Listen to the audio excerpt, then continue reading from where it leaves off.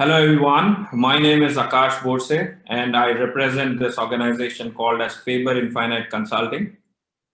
I welcome all of you to this wonderful video interview series where we'll be talking to our esteemed clients, where I'll quickly take 1 minute to talk about us, what we do. Primarily, we are into process improvement, operations management, and organizational transformation, where we have been supporting organizations across the world.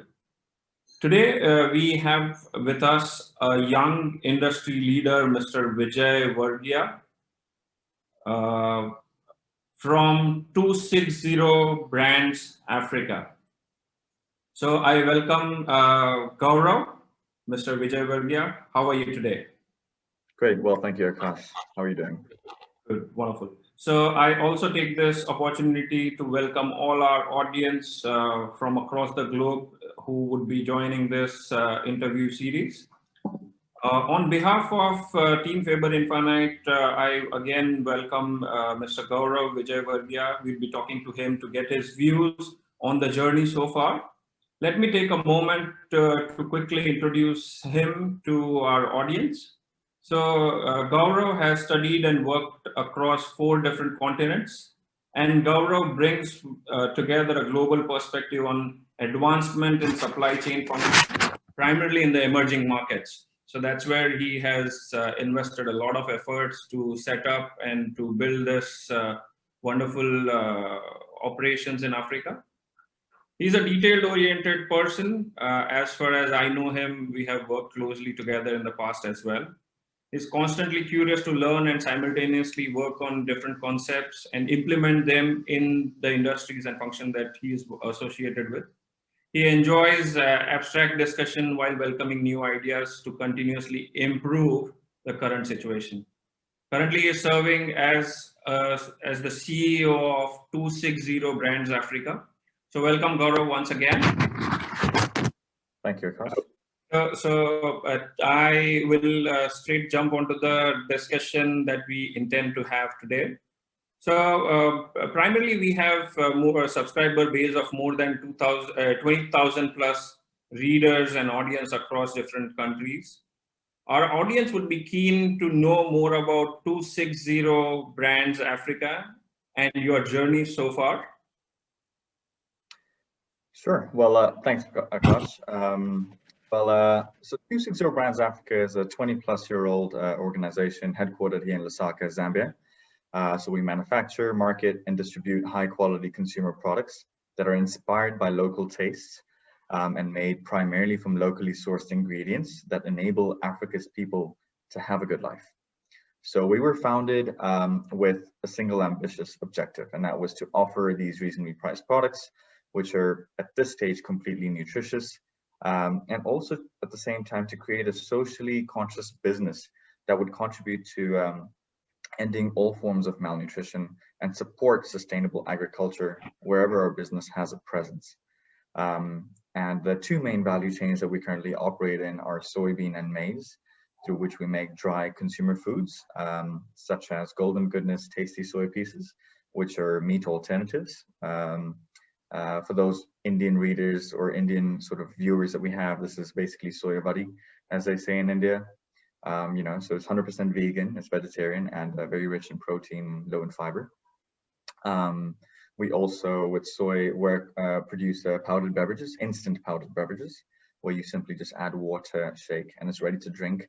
So it's not really like a jolly juice type of drink. It's more nutritious and very filling as well.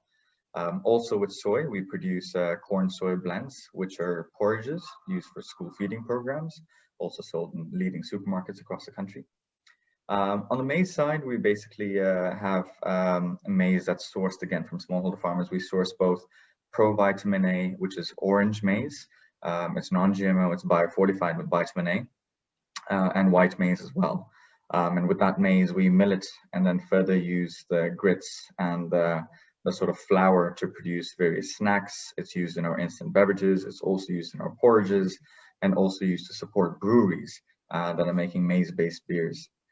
So that is in a nutshell basically what we do. We support thousands of small-scale farmers in our value chain. We aggregate, we store, we process, we distribute. We have a fleet of over 100 vehicles, and then merchandise our products countrywide with a little bit of export into the region itself. It sounds very, very interesting, where you are joining so many pieces in the value chain. So right from farmers to the end consumer. And one very interesting thing, what you mentioned, is that you are fighting this issue of malnutrition, which is one of the wide rampant issue, not only in Africa, but so many countries across the world as well. So that is something which is phenomenal. So how has been your journey so far, not only in the business, but in this domain of continual improvement? Well, so it is a family-run business. I'm second generation to this business, and it's been great so far. I've been involved for the last 6 years, so naturally bringing in my experience from North America and Asia primarily have been very helpful in terms of setting up systems and processes. So, I think trying to have this transformation from family-run business into more sort of system and process-driven has its own challenges and successes at the same time. So my journey's been quite interesting. The first thing I came in was to sort of set up an ERP, an enterprise resource planning system, right from purchase orders all the way up to our sales, invoicing as well. So that's been quite good and very successful. That was done 3 years ago, and I think it's helped us really make data-driven decisions. Something that was also very fruitful when I think we had engaged with Faber on the first consulting assignment back in 2016 or 17, I forget. So that was obviously very helpful at the time.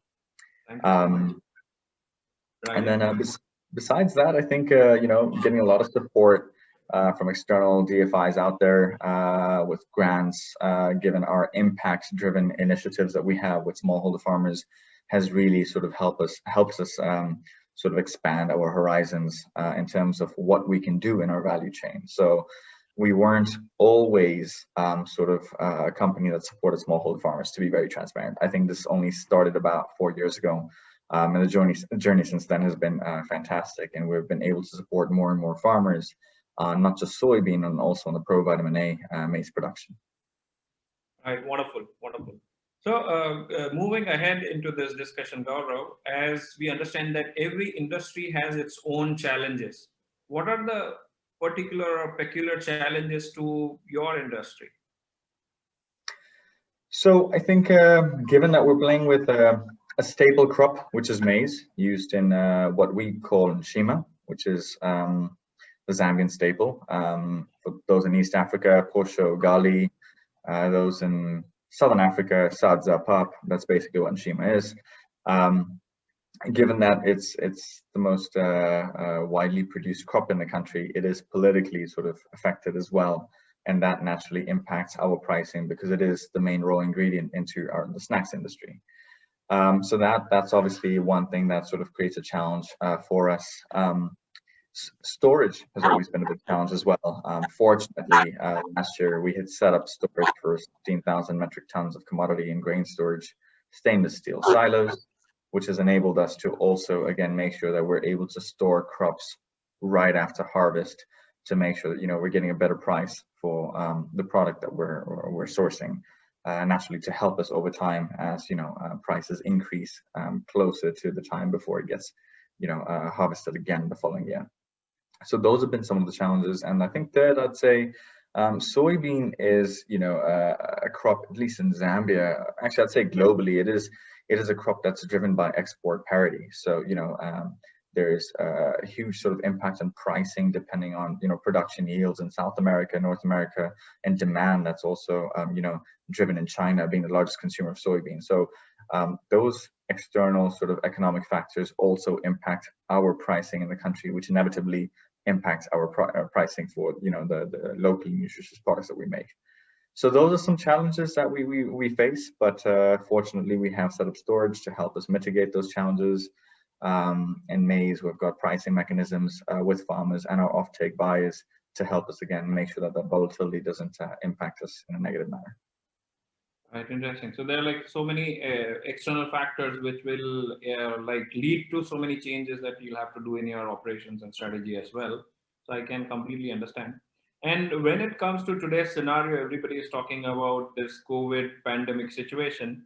I understand that Zambia is kind of inert so far and is not impacted much, but then it has its own challenges, as we have been discussing in the past about the forex issue, what Zambia has been facing. So, how are we coping up with that situation as a business? Yeah, it's been a pretty tough year for us, and to be very honest, like everyone else in the world, it has nothing to do with COVID.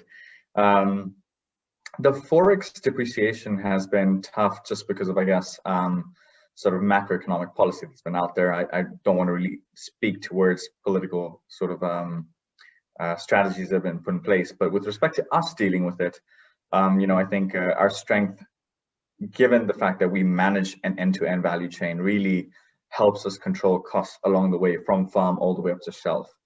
And our last mile distribution strategy, through which we have three-wheelers that do our last mile distribution, mitigating wholesalers along the way, has helped us to sort of stay afloat, if I can put it that way. I think you can't really run away from a depreciating currency, especially in a market where it's price sensitive. And we can't really pass on that loss onto the consumer. So we have to absorb quite a bit, but we've been able to do so through distribution strategies. Secondly, I think it's been a constant purchase and conversion of our local currency into Forex, almost on a daily basis, to ensure that, the realized Forex loss is not as big as it could be. And then naturally trying to ensure that, we have locally denominated debt opposed to Forex or US dollar debt.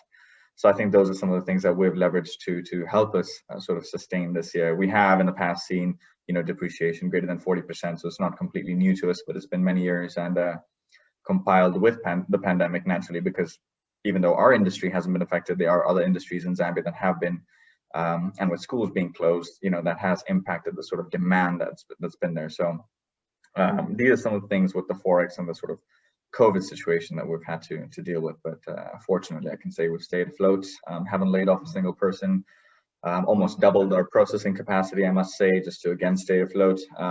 Not as profitable as the previous years, but I'm pretty content with the way we've performed.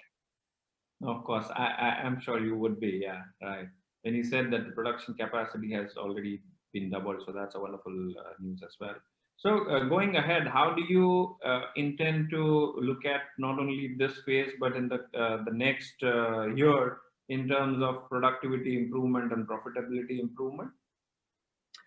I'm actually very positive for the next year. I think given the sort of investments we've made in the last 24 months, I think it's only gearing us for success. We can store more, we can process more. Our fleet was doubled this year, so naturally we can distribute more. We're setting up systems to enable us to leverage technology more and more onto our front end of the business to help us get more commercial transparency with our sort of market share and availability countrywide. So I think that sort of puts us in a better situation. So I'm glad we made some of the investments we did in the last 24 months.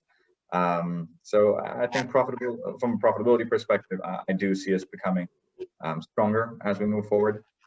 We are making investments into new projects aligned with our vision in terms of nutritious and affordable consumer products. So some of these investments should pay off by 2025, I'd say. But we are sort of getting the right partners on board to help us with that 5-year vision that we have. Right, wonderful. No, of course, if I would say the action plan is backing the vision, I'm sure you would bound to achieve the vision sooner. Right. So going ahead, I understand you already mentioning Team Faber has been associated with 260 brands in the past, where we worked on projects like lean facility design, value stream mapping. We did some amount of work with our sales growth framework as well. So can you share more details about our engagement and how Faber was contributing in the numbers or the growth numbers that you have been talking about? Sure, yeah, absolutely. I'm a very I'm a pessimistic person when it comes to consultants, I must say. So especially given my assignments in North America, but consultants usually come on, and even if you're wearing the watch, they will turn your hand around and tell you, Gaurav, that's the time. So that's the sort of perspective I have. And no offense to the consultants, especially Faber, but I think Faber did a fantastic job sort of showing me that they don't just talk the talk, they walk the talk as well.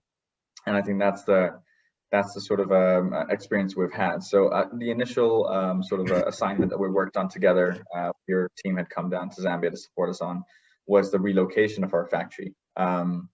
So again, at that time, people didn't think that we could actually relocate our factory, but we did, and we had the necessary support and tools and team members to help us for the planning from, right from, the layout all the way up to, efficiencies and the value stream that's going to be sort of value that's going to be created through the 3 value streams we have in our factory, with the sort of tools that were provided by Faber. I think also the sort of roadmap and the sort of strategy that you had taken on had helped us, because you didn't only just work with our technical plant associated staff, but we walked through the entire end-to-end value chain, right from the purchase order being received all the way up to a driver that is going on to the product. So I think I appreciated the breadth of the coverage that was done by Faber. That sort of incorporated, discussing and learning from our drivers, who are right at the bottom of the HR structure that we have, all the way up to our chairman, Mr. Vijay himself. So I think that was quite wonderful. The sales analysis that was done by your team visiting in country as well was very good. Very data driven, very process oriented. Something that I appreciate given my analytical approach to things. So I think that was definitely very helpful to open our eyes to understand, where some gaps are, because naturally at the end of the day, we're always trying to understand our weaknesses and build on those with a Kaizen approach. So that is something that we're looking for. The third assignment with Faber for 2021. I shouldn't say that right now, but hopefully we can make that work despite the pandemic.